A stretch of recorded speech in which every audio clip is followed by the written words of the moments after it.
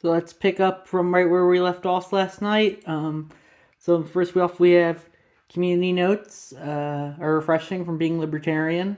A tweet from being libertarian. Now I posted that, and it's a tweet from these two Gen Z influencers. Harry Season, I think his name is, and he says, "Oh, Gen Z won't be split back and watch as their own try to destroy their country." At Christy Maori. And it's a rear eye contest. This son and Maori are paid political operatives managed by the Palette Management NYC. Palette and Management receives funding from the DMC. And that's why I said, at this point, I would just assume everyone on the internet is a paid operative. If you aren't getting paid and you're on the internet, on any social media, you're the product. That's why you're nothing in this life is free. You are the product. You are the one who is getting played off of. So if you're going on social media, try and get paid, or else you are the product. I personally haven't really got paid from social media, so I would admit I am the product. But that's why I'd rather try and influence narratives than just, I guess, try and do nothing. If we're trying to do nothing's kind of boring. And it gets, it's kind of boring. Let's see what we have next. Next we have savor the division in the right-wing propaganda dens from mediate.com by Swipe It On for a chain. And it says, "You are unhinged. Leaked Breitbart messages report show writers revolting over pro-Trump editors' rules." Yeah, everyone, they always have these divisions come primary time. I don't think it's going to stay to the general. I think they'll probably all unite by the general. I personally don't care who the new party is going to, what the new party does. So yeah, we'll hopefully get past that. Then we have upload my podcast. So that was in previous episodes. So that was something. Then we have Texas legislators overcharged EVs for road taxes from Fox Business Never Repeat Tom Post. So yeah, that's the thing. The legislature Texas bill would slap $200 annual fee on electric car drivers. Yeah, I don't think the government should overcharge people for anything, but the government always justifies what justifies. They can charge you for. They always try and force their ideology on you, and that's important to remember. And that's why I'm libertarian. I don't like to force my ideology onto anyone. I think we need to maybe have some reasonable age limits for some stuff. But other than that, not really any forcing my ideology onto anything. Yeah. Other than if you want to stigmatize something that, I guess you could argue it's forcing your ideology, but I don't think something should be illegal. Like if you want to go out naked, I think you should be able to. But I think it should be stigmatized. That's not illegal, so I don't think you should get arrested for that. Yeah. Next we have Texas drag queen university arrestor adopts children to rape. Oh wait, no, check that. Oh wait, I can't believe it. Republican Christian press from Texas Christian University children raids the Chi-Town Post, Chi-Town 20. And yeah, of course they're always gonna go on about how it's all conservatives and Christians who are the pedophiles. But you got some bad faith actors on the left too. Like that guy who put them up the map, the youth attractive person flag on Twitter, or the drag queen in Central Pennsylvania. I share the alpha Chi-Town their most recent post, but we'll get to that later. Next, we have a trans-abled woman who blinded herself went on Dr. Phil a few years ago. She explained that she should have been born blind and is happier now. This is how the transphobic doctors and crowd react to her decision from NWoke on Twitter. And I said, what did I say here? I said, let's see. I said, if you want to blind yourself or cut off your arms and legs, I think you should be able to. But I think you should be able to convince the people that otherwise, if they don't, if you want them to, if you feel like it. But now that's apparently too much, I would say, for a lot of the left. That's the thing. I said you're pretty much forced to uphold someone's identity as long as it doesn't go against the progressive narrative, even if it's something like they need all their arms and legs off. I think you want to all your arms and legs off, you want to blind yourself, you should be able to, but I think, you should maybe have to let people convince you to not do that, The thing is, like, if you want to commit suicide, I think you should be able to commit suicide, but, like, I'm going to say, I don't think you should commit suicide, that might be too far for some people these days. Next, we have good meme from LP Colorado. And it says the left says corrupt billionaires is the problem. The right says corrupt government is the problem. And I'm just here like, you do realize corrupt billionaires are running the corrupt government, right? That's the thing, everything's corrupt. I think humans are kind of innately corrupt, so I think that's important. It's the thing is that you are kind of forced to interact with government. That's why I think they're kind of the worst one. But they're both bad. That's why I don't. That's why I'm not really. I would consider myself more on the. I'm more on the center than on the right because the billionaires are. I don't really care for them either. I don't care for corporate power or government power. That's what I would say. The below video reminds me of the COVID era video of a huge team of mass servants getting AOC ready for the Met Gala by working on her hair, nails, feet, and dress while she and her boyfriend lounged around a mask from a tweet from Glenn Greenwald, and I posted that.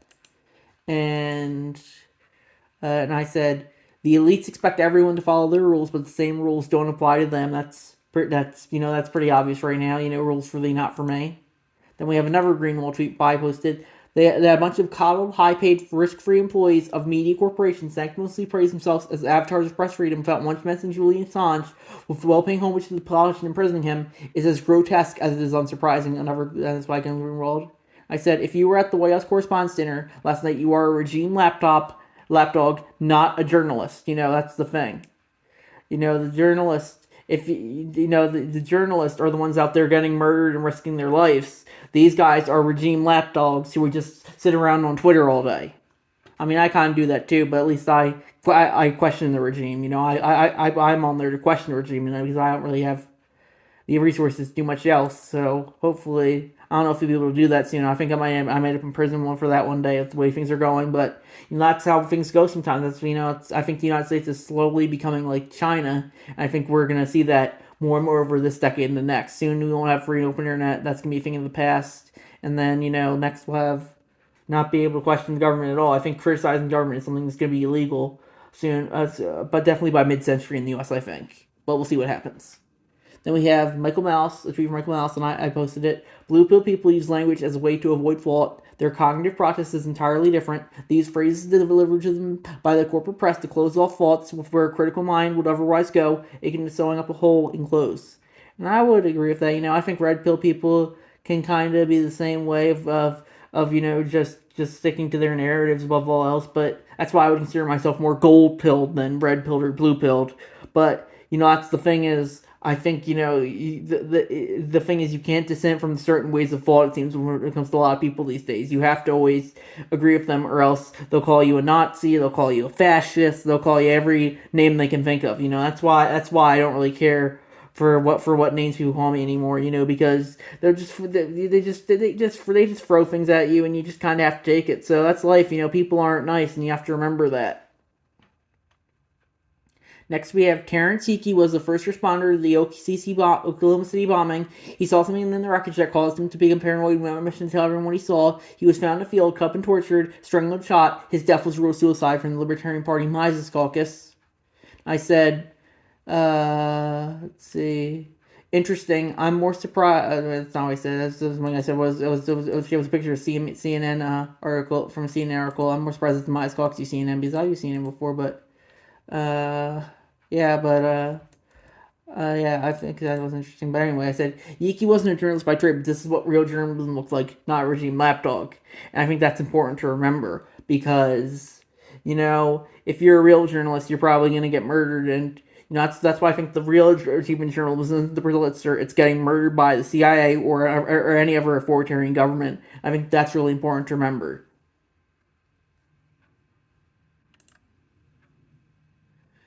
Justin, CIA's, this is a tweet from Disclosed TV, and it says, Justin, CIA's William Burns, Goldman's Catherine Rumler, Noam Chomsky, a Kissinger consultant, Rothschild, and others met with sex offender Jeffrey Epstein in the years after his conviction. I think that's pretty good proof that Epstein was a Fed.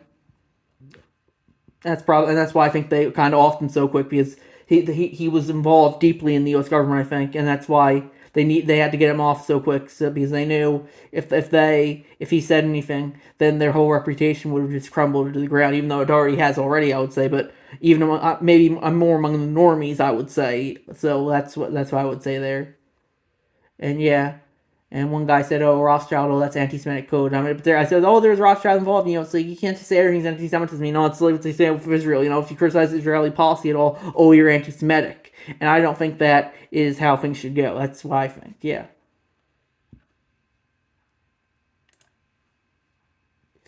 Next, we have Mises Caucus Ass Clown Advocates for Violence by Neil Armstrong. It's a link to a tweet from Maj Tory. If you do a drag queen story hour for children in my community, I'll pull up and assault you. I'll be arrested. By the time I bow out and you reschedule another one, I'll pull up again and smack the fuck out of you once more because I don't give a fuck. Hashtag bail money on deck.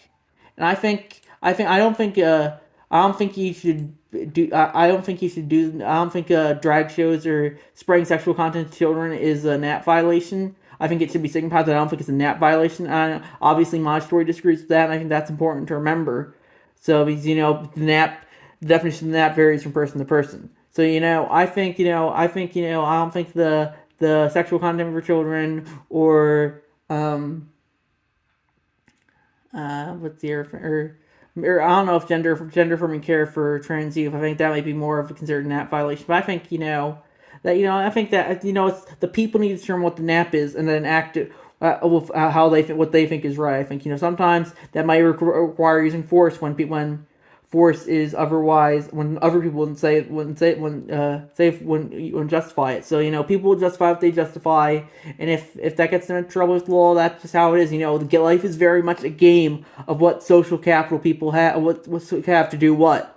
That's why social media is very important, because it's a good tool to control narrative and see what violence is justified and what violence isn't. Like a lot of people who thought the January 6th was the worst thing ever, thought summer 2020 riots were okay, and then vice versa. People thought summer 2020 riots were the first thing ever. Think January 6th was just a peaceful protest. That's the thing. What violence is justified by who is very important. And as I say, it doesn't matter really who does things these days. It matters. It doesn't matter really what people do. It matters who does things, and I think that's important to remember, because now everyone will always justify when their side does something, but when the other side does it, it's the worst thing ever, because that's very much the world we live in.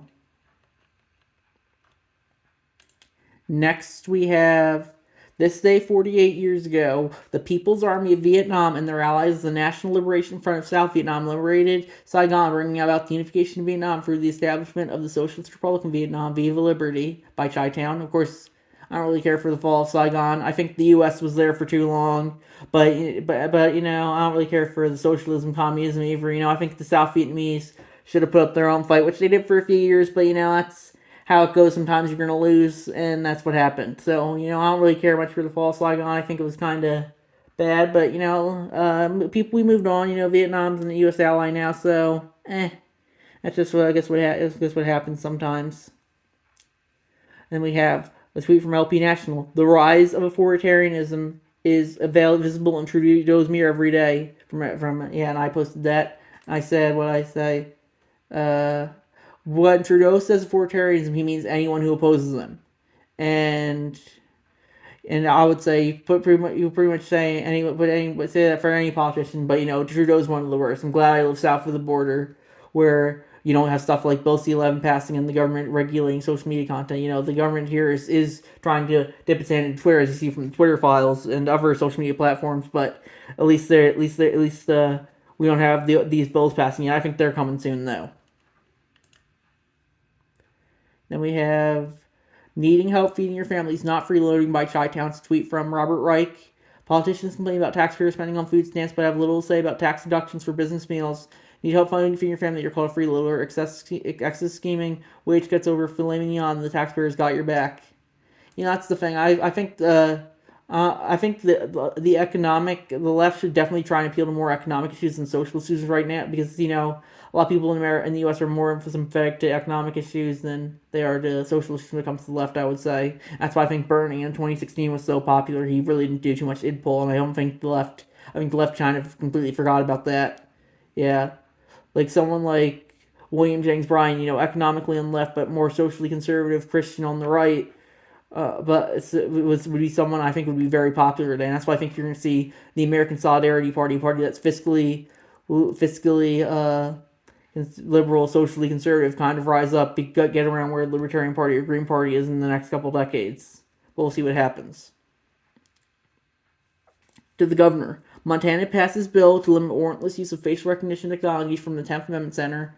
I said, The cops will probably still find a way around it as per usual. You know, you know, that they always justify. You know, it doesn't really matter what was written down on the pieces of the paper. It matters how laws are enforced, and I don't think this is one that's going to get enforced. And then we have a post by TA Sparky SD. Texas bill could end access to trans care for all ages from the Texas Tribune. And I think it's important. I personally think it would be important to tie us to the war on drugs. I personally don't care for what gender affirming care constitutes, but I think someone is of age, they should be allowed to approach, and is historically failed, as we've seen with the war on drugs, and also when it comes to stuff like guns and abortions. So that's why I think you need to not have prohibition here. You know, you gotta if people are of age, they should be able to get gender affirming care. I guess you could have an argument if they're below age, if they're underage as well, but that's personally I think kind of more battleground right now. I think, especially if how the narrative is on that right now. So we'll see what happens. Next we have why high-ranking leaders should be psych tested from BigThings.com by Harumph. And I said I don't think any of them would pass because you know being a high-ranking leader requires a certain mindset that is arguably not psychologically healthy, and you kind of see that with every leader, no matter how good they are. You know, because they have to be on the top. You know, that's I don't know if that's a healthy mentality, and that's why I think it's important to remember. So next we're finishing up here.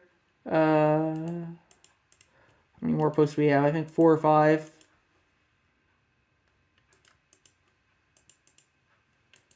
Let's see. How an obscure labor rule made recession inevitable by ruined my circle jerk from the Hill. And I said, with the Federal Reserve, a recession is always inevitable, and that's kind of the truth, you know. They always are raising interest rates, find a way to get us into recession, you know, it's kind of how it works. So I think we got to, if we want to get in these recessions, we got to end this Federal Reserve stuff. So yeah, that's why I think we've always had financial panics. You know, we know we had the panic of like 1830. Yeah, we had lots of financial panics. You know, the panic of 1837, the panic of 1870. We had lots of financial panics over the years. You know, I don't think those are going away, but I think the Federal Reserve definitely kind of makes these recessions inevitable. We have Tom DeBen, Church Still Not a Drag Queen by Chi-Town. The priest was by Room My Circles of Friends say that. It says it's a retweet from Antifa Operative. Back to the Antifa Operative. The trial of Ohio Catholic priest Michael Zacharias who sex trafficked both children and adults begins tomorrow. And of course, you know, I think Chi-Town sources are kind of biased. You know, when a drag queen does what I said right, you should only carry a link to a story from PennLive.com about a drag queen named Bryce Williams being charged with 25 counts of child pornography. And, you know, that's kind of how it sources. And I think it's very much like people don't really care who does pedophilia or who does all this child trafficking, but they ever care what they don't care what people do. They ever care who does it, and it's easier to say Christians are doing it than drag queens are doing it for someone like Chi-Town who's clearly on the left. And we have this is a perfect example of the corporate press is factual but not truthful. Tweet from Michael Nelson. I posted that, and he quote tweets A.G. Hamilton, who says, just look at the dishonesty here. They frame Scalia law professors filing amicus briefs as evidence of conflict, but ignore the colleagues of liberal justice file amicus briefs all the time. Ellen Kagan was law school dean at Harvard, so people who worked for her, and she's friends with who are constantly filing amicus briefs. So no one has ever said it's an issue. So that's the thing, you know, the media definitely has an agenda. It's important to remember that. Right-wing media, left-wing media, mainstream media, independent media, everyone has an agenda, and it's important to remember that. There is no unbiased reporting. There's only different kinds of propaganda. So finishing up here, Sudan crisis cast support as thousands rush to leave from BBC.com by Puffin Fan. And, you know, what he says, the American power establishment financing genocides in East Northeast Africa via the private banks and the financiers, rooted to the Israelis and the Emirs in Kuwait and the UAE and the RSF and the state of Sudan. Yeah, that's the U.S. for you. They're always trying to destabilize countries like Libya or Syria or Iraq or Vietnam. You know, that's the thing. The U.S. is definitely a country that needs to stay more in its own bounds rather than keep doing all these grifts in like Sudan or Somalia or Lebanon or Grenada or Yugoslavia or etc. etc. That's why I think. That's why I think, you know, those are really the ones who, that's really what the U.S. is just a grift when it comes to foreign involvement. That's why I think the CIA is really the one running the government right now, as has pretty much been true since it was established in 47. And the other alphabet agencies, like the FBI, who've been around for longer, probably have also been done their fair share of running government. That's the thing. Most government is run by the unelected bureaucrats, and it's important to remember that. Next we have Greg Could Be Worse Abbott Makes It Worse by FlimsyAl5563.